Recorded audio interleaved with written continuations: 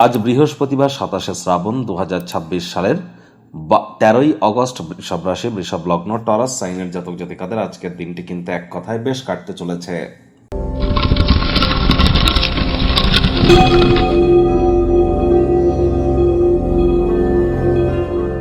ভিডিওটির শুরুতেই স্ক্রিনে আপনারা দেখতে পাচ্ছেন বৃহস্পতির বীজমন্ত্র ওম গ্রাং গ্রিং গ্রৌং স গুরাবে নমঃ। সকাল দুপুর সন্ধ্যা 3 বেলায় বৃহস্পতির এই বীজমন্ত্র আপনারা 108 বার করে জপ করুন, অত্যন্ত আপনারা উপকৃত হবেন, এ বিষয়ে কোনো সন্দেহের অবকাশ কিন্তু নেই। আর যারা দীক্ষা নেননি ইমিডিয়েট দীক্ষা নিন। গুরু বিনা এই জীবনে উন্নতি কিন্তু এক প্রকার অসম্ভব। আমি বারবার কিন্তু বলি, জন্মগুরু, শিক্ষাগুরু, দীক্ষাগুরু, এই 3 গুরুই কিন্তু ব্রহ্ম বিষ্ণু মহেশ। এই 3 গুরুই কিন্তু ইলেকট্রন, প্রোটন, নিউট্রন। এই 3 গুরুই কিন্তু আমরা যদি দেখি generator, operator and destroyer, G গড। তাহলে গুরু বিনা উন্নতি কিভাবে অসম্ভব? মন্দিরে গিয়ে ডাইরেক্ট পুজো দেওয়া যায় না, একজন পুরোহিত লাগে, মাধ্যম লাগে ঈশ্বরের কাছে পৌঁছাতে গেলে, আর সেটাই কিন্তু গুরু। এব মুক্তা ঋষিকেশ গুড়াকেশ পরম তপ, গীতার 2য় অধ্যায়ের 2য় শ্লোক এটি। তাহলে অবশ্যই আপনারা গুরু প্রাপ্তির চেষ্টা করুন। আর বৃহস্পতি কিন্তু 7.5 বছরের জন্য অতিচারী হয়েছেন, তারাই কিন্তু প্রোটেকশন পাবেন যারা দীক্ষিত।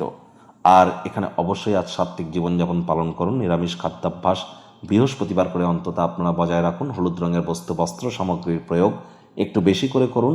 ব্লু কালারের কোনো ড্রেস যেন আজ ভুলেও আপনারা পরিধান করবেন না।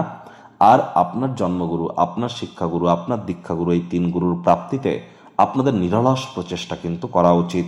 পারলে গুরুদের সেবা এবং গুরুদের উদ্দেশ্যে আপনারা 19শে অগস্টের পর বিশেষ কোনো কিছু পরিকল্পনা করতে পারেন।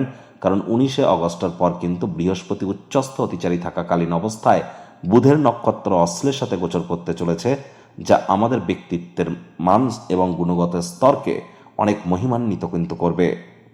ভাগ্যমিটার আজ আপনাদের বলছে 7.7 আউট অফ 10। ভাগ্য আপনাদের অনুকূলেই থাকবে, তবে অর্থগত ব্যাপারে আপনাদেরকে একটু সাবধানতা অবলম্বন করেই চলতে হবে। ব্যস্ত সময়সূচি থাকা সত্ত্বেও শরীর মনে সতেজতা এবং তরতাজাই আপনারা অনুভব করবেন। দীর্ঘদিনের পুরনো রোগশোক, অসুস্থতা থেকে আজ মুক্তি প্রাপ্তি করবার দিন, পরিত্রাণ প্রাপ্তি করবার দিন। অর্থগত ব্যাপারে ব্যয়বহুল একটি দিন, খরচ বাড়বে। নতুন উদ্যোগ, পরিকল্পনা, নির্মাণ কার্যকে আজ আপনারা পিছিয়ে দিন। চাকরিজীবীদের অফিসের পরিবেশ এক প্রকার বেশ।